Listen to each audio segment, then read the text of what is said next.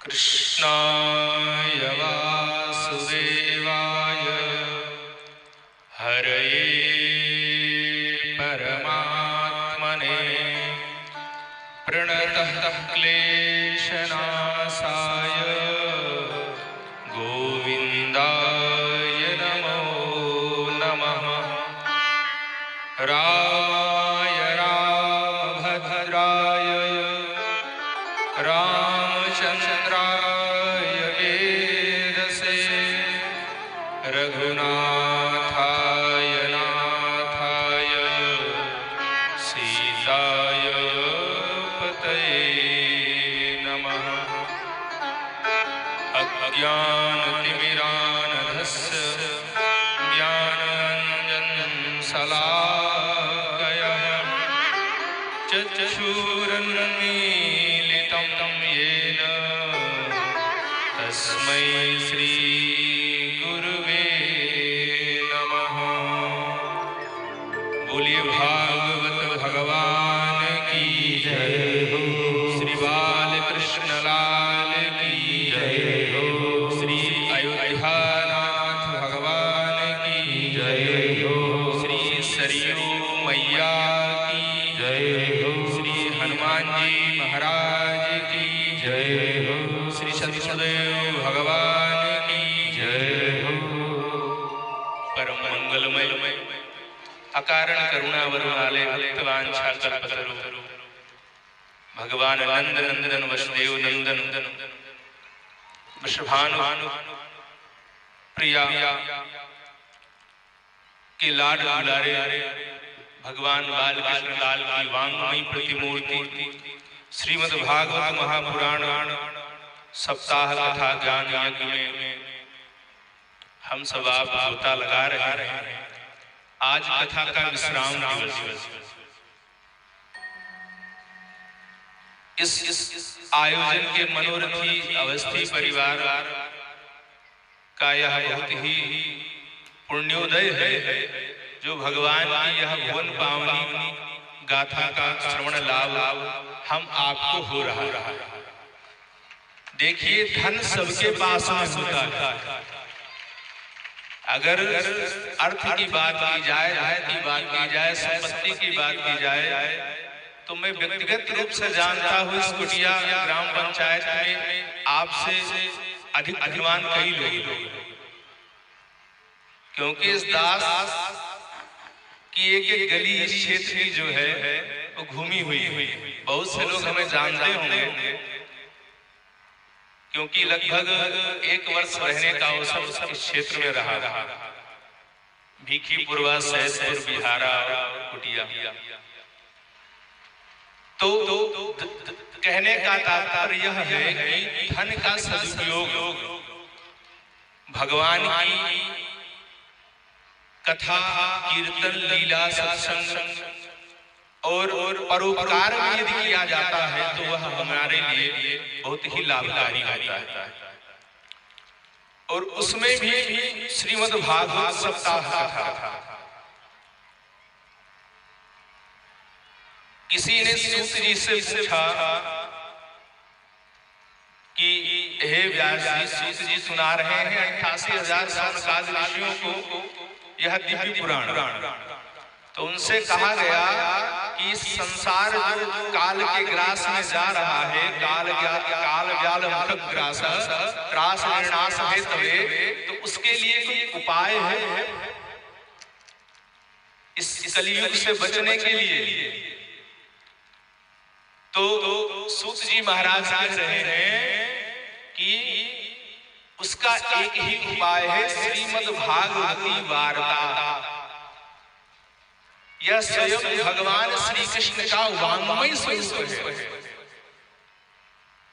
सब ब्रह्म तो सभी वेद कहते हैं, उपनिषद कहते हैं, लेकिन भगवान की प्रत्यक्ष वाणी जो है वह उद्धव जी के निवेदन पर श्रीमद् भागवत रूप में प्रकट हुई। और इसका कोई प्रमाण है कि भागवत के सुनने से मुक्ति मिल जाती है? तो सूत जी कह रहे हैं असारे संसारे विषय संघा कुल धिया। इस असार संसार में जो विषय का संग है, इसको नष्ट करने के लिए उपाय क्या है? तो व्यास जी लिख रहे हैं, क्षणार्धम क्षेमार्धम पिबत सुख गाथा कुल सुधा। आधे क्षण, उससे आधे क्षण का भी आधे क्षण अगर हम इस सुख गाथा का पान करेंगे तो यह हमारे लिए सुधा हो जाएगा, अमृत हो जाएगा। अच्छा व्यास जी, आपने इतनी महिमा बताई, लेकिन इसका प्रमाण कहते हैं परिचित साक्षी यत् श्रवणगत मुक्ति कथने। परीक्षित जी इसके प्रमाण हैं कि इसको सुन करके उन्होंने मुक्ति को प्राप्त किया।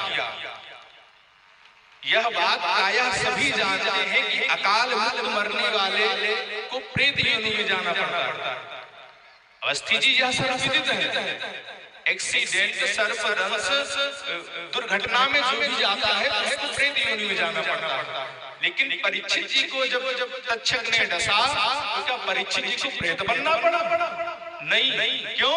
क्योंकि वह इस सुख गाथा पी करके मुक्त हो गए। यह प्रमाण है। देखो, प्रमाण से ही बात बनती है। कोई बात कही जाए जब तक उसका प्रमाण नहीं तब तक उसकी बात बेकार है। अगर हमको कहीं दूर से धुआं दिखाई दे, गर्मी का मौसम है, धुआं दिखाई दे रहा है, तो हम अनुमान लगाते हैं कि वहां पर अग्नि है। ऐसा अंदाजा लगता है ना, तभी धुआं हो रहा है। अब अग्नि थोड़ी है या बहुत ज्यादा है तो जाने में पता चलेगा।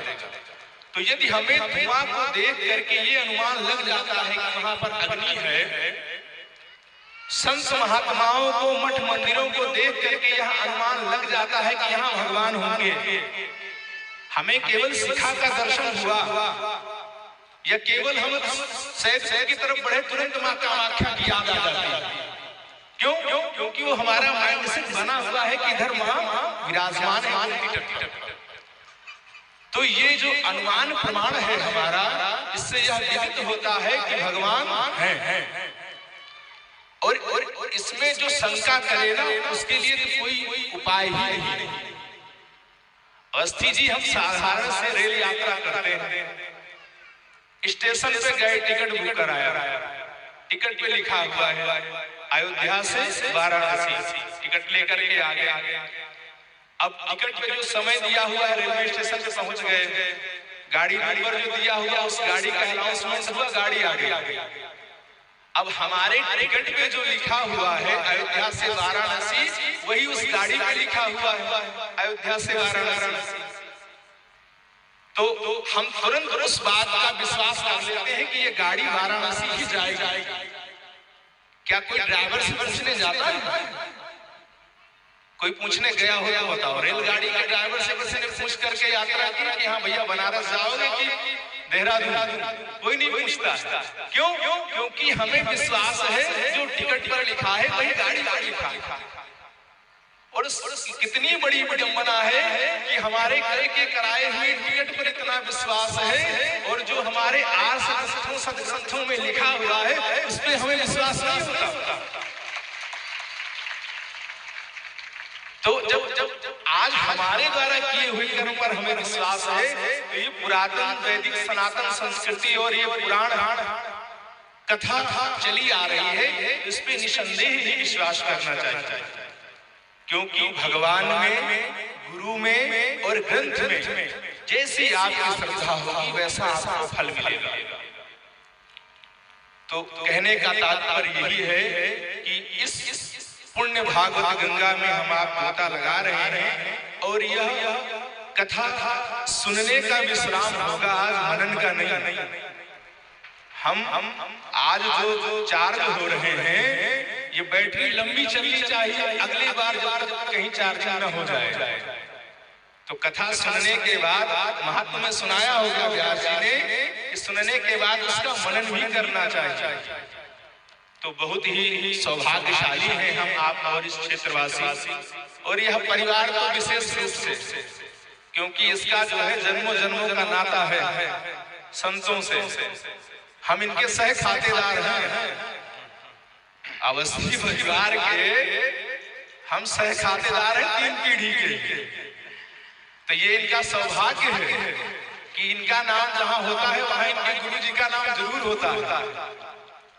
तो बड़ी ही भगवान की कृपा है कि हम आप इस दिव्य भगवान की लीला गाथा का श्रवण कर रहे हैं, और सनातन भगवान से यही प्रार्थना है कि मनोरथी परिवार, अवस्थी परिवार इसी प्रकार से अपने शुद्ध धनोपार्जन के द्वारा धार्मिक अनुष्ठान करते रहे, और व्यास भगवान हमारे जो नारद जी की परंपरा में परिवेशन कर रहे हैं, परोस रहे हैं, दिग्दिगांतर में ऐसे ही भगवान की लीला गाथा का पान कराते रहे सभी पिपासुओं को। श्री सनातन राम भगवान की, अयोध्यानाथ भगवान की, श्रीमद् भागवत महापुराण की जय जय।